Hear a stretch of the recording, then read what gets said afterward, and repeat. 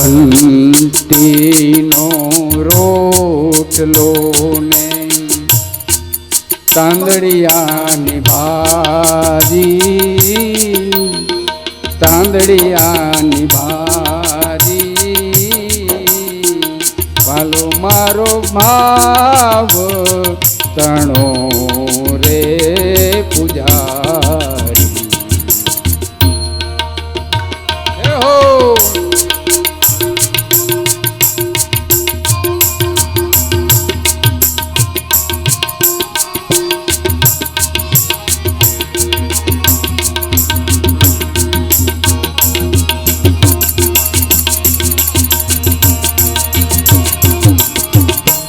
ભગવાને ભાજી આરોગી છે.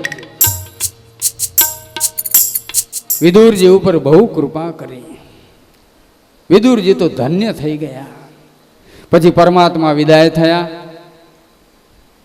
સુલભા અને વિદુરજીને ખૂબ આનંદ થયો, જાણે મારો જન્મારો સાર્થક થઈ ગયો.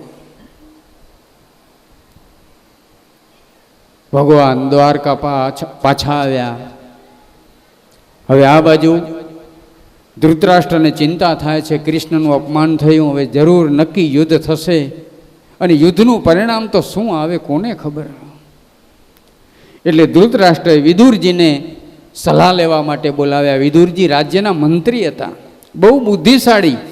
વિદુરની જે કથાઓ છે એને વિદુર નીતિના નામથી ઓળખવામાં આવે છે. વિદુર નીતિ બહુ પ્રભાવશાળી, વિદુર બહુ બુદ્ધિશાળી છે. ધૃતરાષ્ટ્રજી બોલાવ્યા. વિદુરજી, તમને તો કદાચ સમાચાર મળ્યા હશે, કૃષ્ણ પરમાત્મા સંધિ કરવા માટે આવ્યા હતા, પરંતુ દુર્યોધન માન્યો નહીં. મને તો હવે ડર લાગે છે, બીક લાગે છે કે નક્કી યુદ્ધ થશે, તો હવે શું કરવું? ત્યારે વિદુરજી ધૃતરાષ્ટ્રને કહે છે કે મારી સલાહ એવી છે, તમારે પાંડવોને વધારે નહીં તો રાજ્યમાંથી અડધો ભાગ આપવો જોઈએ. અમારો આવો અંગત મત, તમે એને અડધો ભાગ આપો તો જ આ કંકાસનો, આ કજિયાનો અંત આવશે. નહીંતર આનું શું પરિણામ આવશે એ તો પરમાત્મા જાણે. પણ ધૃતરાષ્ટ્ર છે ને, અંધ નથી, સ્વાર્થ અંધ છે.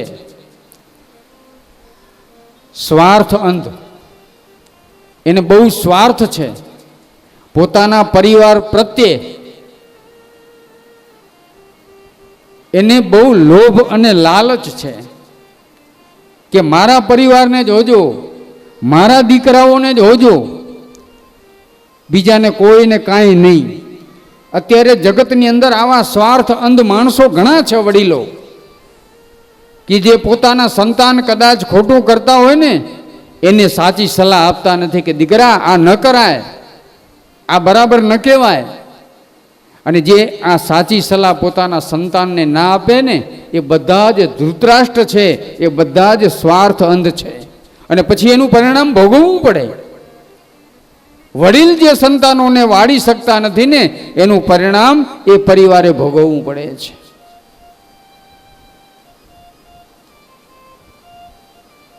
ધૃતરાષ્ટ્રએ વાત માની નહીં, કાંઈ પણ બોલ્યા નહીં. દુર્યોધનને બીજા દિવસે ખબર પડી કે વિદુરજીએ ધૃતરાષ્ટ્રના, મારા પિતાના કાનમાં ઝેર રેડ્યું છે.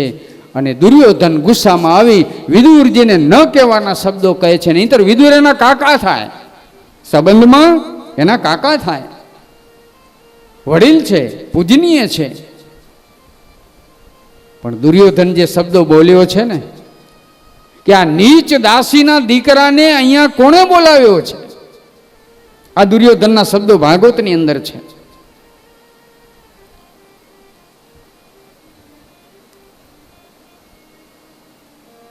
વિદુરજીને બહુ દુઃખ થયું. દુર્યોધન બહુ કઠોર વાણી બોલ્યો છે, ન કહેવાના શબ્દો એ વિદુરને કાકાને કહ્યા છે. ઘોર અપમાન કર્યું એનું.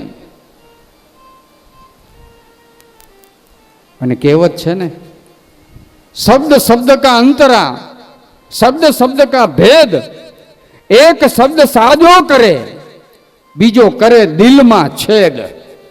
અમુક શબ્દો એવા હોય ને કે આખી જિંદગી એના દાગ ન જાય. એટલે તો કહ્યું વિચારીને ઉચ્ચાર યાર વાણી. વાણી અને પાણી આ બંને વિચારીને વાપરવા.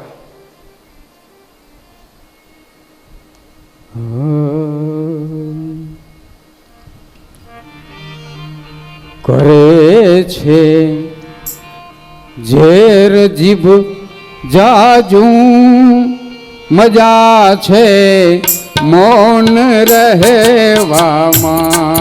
કરે છે ઝેર જીભ જાજું, મજા છે મૌન રહેવામાં. બીજાથી બાજવા કરતા મજા છે મૌન રહેવામાં.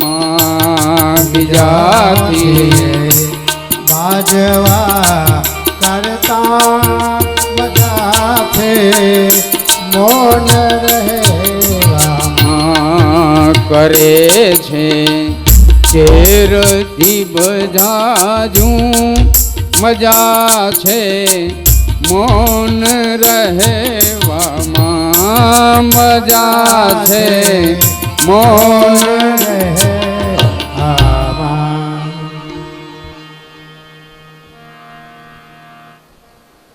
જો આપણે સારું બોલી ન શકીએ ને તો મૌન ધારણ કરી લેવાનું. મૌનની શક્તિ બહુ છે. મૌનમાં બહુ શક્તિ રહેલી છે અને મૌનથી કલ્યાણ થાય. નહીતર સારા સંબંધો બગડી જાય.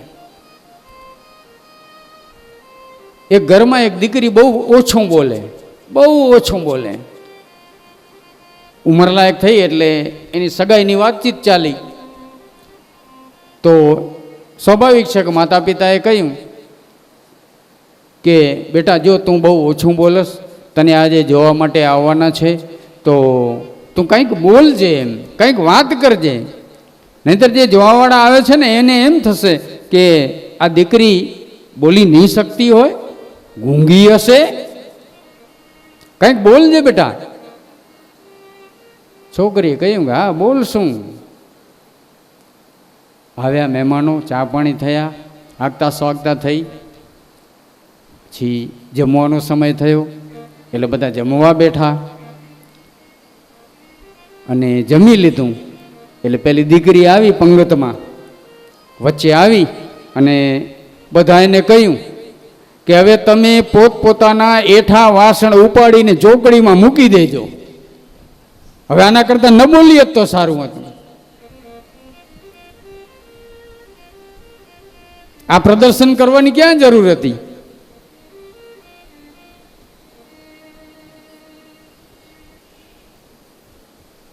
એટલે અમુક સમયે મૌન ધારણ કરી લેવાનું. દુર્યોધને કઠોર વાણીનો ઉપયોગ કર્યો. વિદુરજીને દુઃખ થયું કે હવે આ હસ્તિનાપુર મારે રહેવા લાયક રહ્યું નથી. એટલે વિદુરજી તીર્થયાત્રા કરવા માટે નીકળી ગયા. 36 વર્ષ સુધી વિદુરજીએ તીર્થયાત્રા કરી છે. ભારત વર્ષના બધા તીર્થોની યાત્રા કરી. યાત્રાના નિયમ છે. યાત્રા કેવી રીતે કરવી? યાત્રામાં પહેલી વાત તો એ કે કોઈની નિંદા કરાય નહીં. નિંદા છે એ અસદ ભાવનું લક્ષણ છે.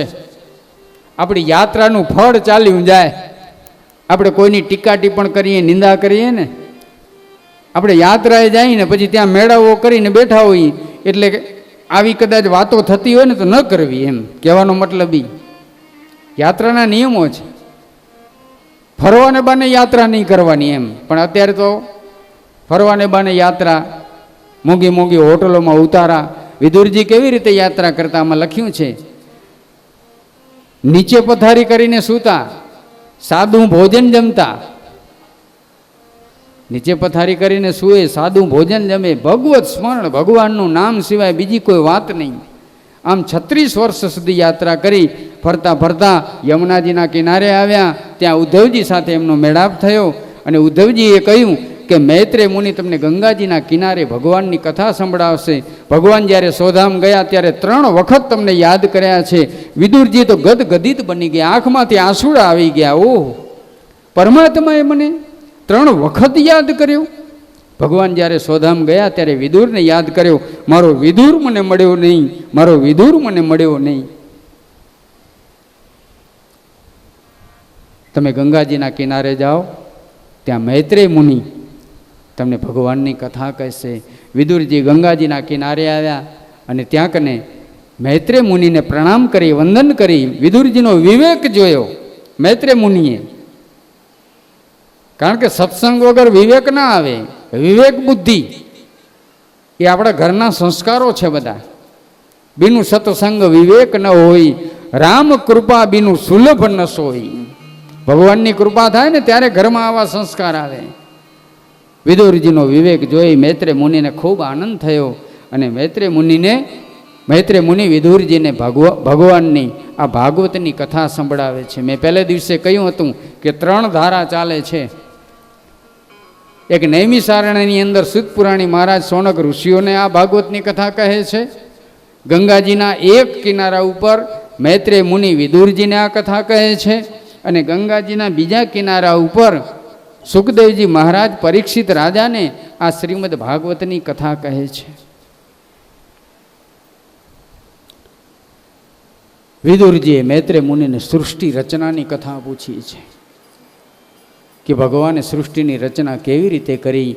બ્રહ્માજીએ તપ કર્યું, ભગવાને બ્રહ્માજીને આજ્ઞા આપી અને બ્રહ્માજીએ સૃષ્ટિની રચના કરી. એમાં 10 પ્રકારની સૃષ્ટિ બ્રહ્માજીએ બનાવી.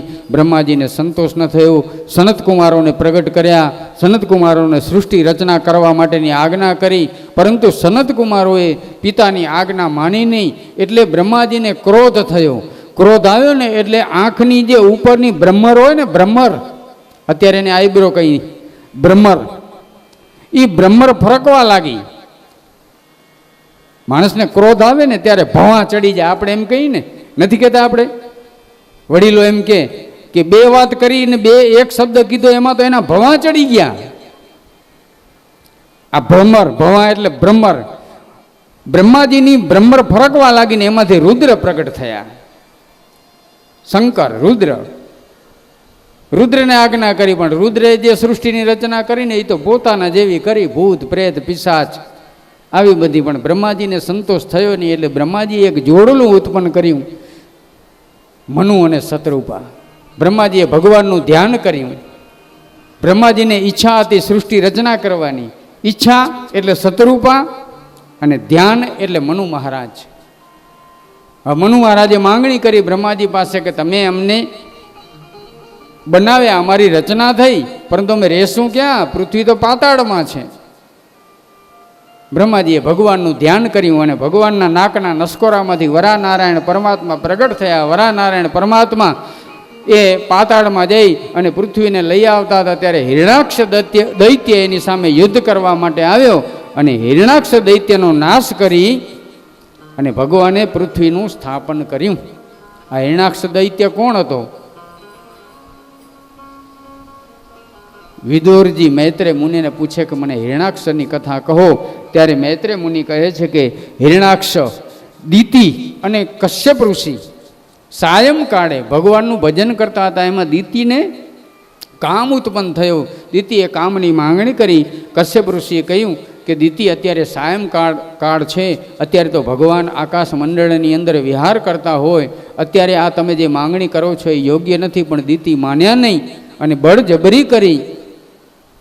કશ્યપ ઋષિએ એમની ઈચ્છા પૂરી કરી. પછી સ્નાન કરી જળનું આચમન કર્યું અને દીતિને કહ્યું કે તમારા ઉદરથી 2 અધમ પુત્રો જન્મ ધારણ કરશે. તમે મારું માન્યા નહીં, મારી આજ્ઞાનું ઉલ્લંઘન કર્યું. દીતિને પસ્તાવો થયો.